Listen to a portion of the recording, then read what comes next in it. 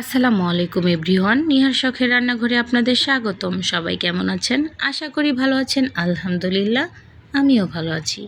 আজকে আমি আপনাদের মাঝে নিয়ে এলাম ডিম পরোটার রেসিপি। এই পরোটাটা অল্প সময়ে খুব সহজে ঝটপট বানিয়ে নেওয়া যায়, খেতেও দারুণ মজা। আশা করছি ভিডিওটা আপনাদের ভালো লাগবে। তাহলে চলুন কথা না বাড়িয়ে শুরু করে নিই আজকের রেসিপি। এই যে দেখতে পাচ্ছেন, প্রথমে আমি 1 কাপ আটা নিয়ে নিয়েছি। আপনি চাইলে ময়দা দিয়েও করতে পারেন, ময়দা দিয়ে আরও বেশি ভালো হয়। আমার হাতের কাছে আটা ছিল বলে আমি আটা দিয়েই করছি। দিয়ে দিচ্ছি স্বাদ মতন লবণ, দিয়ে দিচ্ছি 2 চামচ পরিমাণ সয়াবিন তেল। সয়াবিন তেলটা দেওয়ার পরে আপনাকে আটার সাথে তেলটা ভালো করে মিশিয়ে নিতে হবে।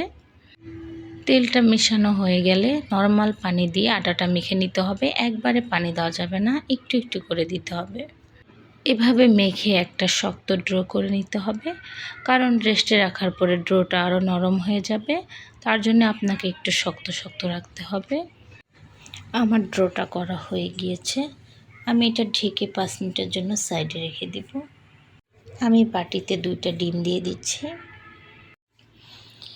দিয়ে দিচ্ছি মাঝারো সাইজের একটা পেঁয়াজ কুচি। দিয়ে দিচ্ছি 2টি কাঁচামরিচ কুচি। দিয়ে দিচ্ছি ধনিয়া পাতা কুচি। দিয়ে দিচ্ছি সামান্য লবণ। ডিমের ভিতরে যতটুকু লবণ প্রয়োজন আমি এতটুকু দিচ্ছি, কারণ পরোটার সাথে লবণ দেওয়া আছে। দিয়ে দিচ্ছি সামান্য চিনি ফ্লেক্স। একটা কাঁটা চামচ দিয়ে ভালো করে ডিমটা ফেটিয়ে মিশিয়ে নিচ্ছি। এই যে 5 মিনিট পরে ফিরে এলাম। দেখেন আটাটা কত সুন্দর সেট হয়ে গিয়েছে, একদম নরম সফট হয়ে গিয়েছে। এখানে আমি সাইজ মতো লিচি কেটে নিয়েছি। একটা লিচি নিয়ে নিয়েছি আমি পরোটাটা বানানোর জন্য। দেখেন আমি পরোটাটা কি করে বানাই। প্রথমে পাতলা করে একটা রুটি বানিয়ে নিব। রুটিটার উপরে 2 চামচ সয়াবিন তেল দিয়ে দিচ্ছি।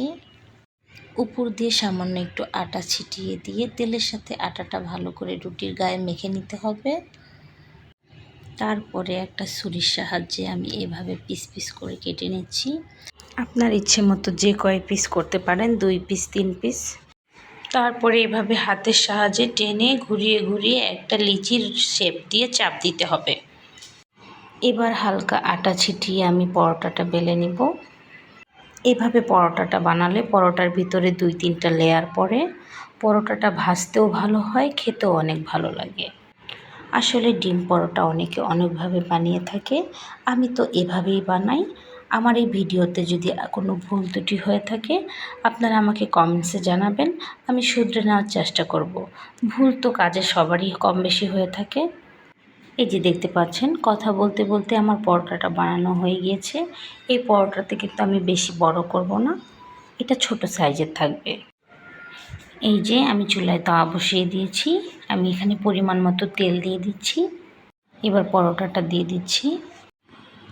পরোটাটা 2 পিঠে হালকা করে আমি ভেজে নিব। ভাজা হয়ে গিয়েছে। এখন আমি ফেটিয়ে রাখা ডিমটা উপর দিয়ে দিয়ে দিচ্ছি।